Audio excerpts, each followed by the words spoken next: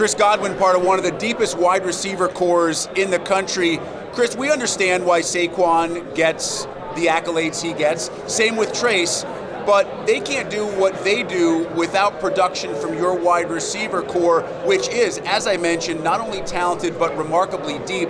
How much pride do you guys take in the ability of each and every one of you to have success on any given play? Yeah, no, we take incredible pride in how deep we are. You know, we understand that in order for us to be successful as a group and as a team, we're going to have to go out each and every day and perform.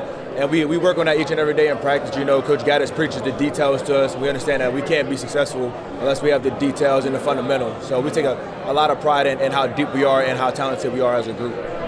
You know, Chris, in baseball, there's some hitters that look just always hit the single. Other guys always swing for the fence. Yeah.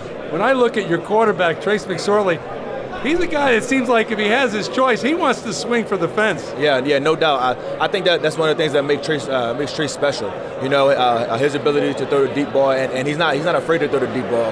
He's not afraid to make mistakes, and I think that makes him really special. Have you ever been in a huddle and a play is called and you look over at Trace and just say, hey, throw it up, I'm going to go get it? Yeah, well, we have a couple play calls like that, you know, like where the play is called and we understand that, you know, the ball's going to come to us, and like we tell Trace, if he just gives us a shot, that we're going to go up and make the play.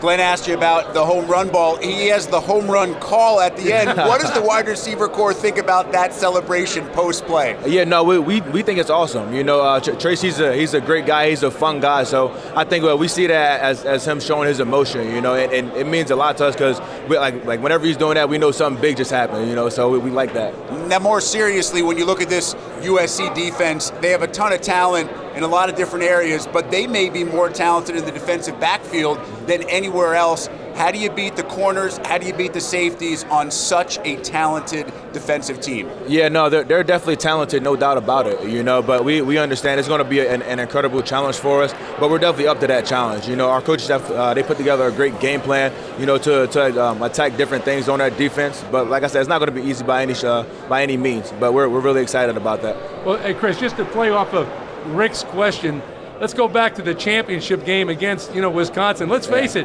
you guys are trotting in at halftime. Things aren't looking very good, and you got to come out the second half and make some things happen.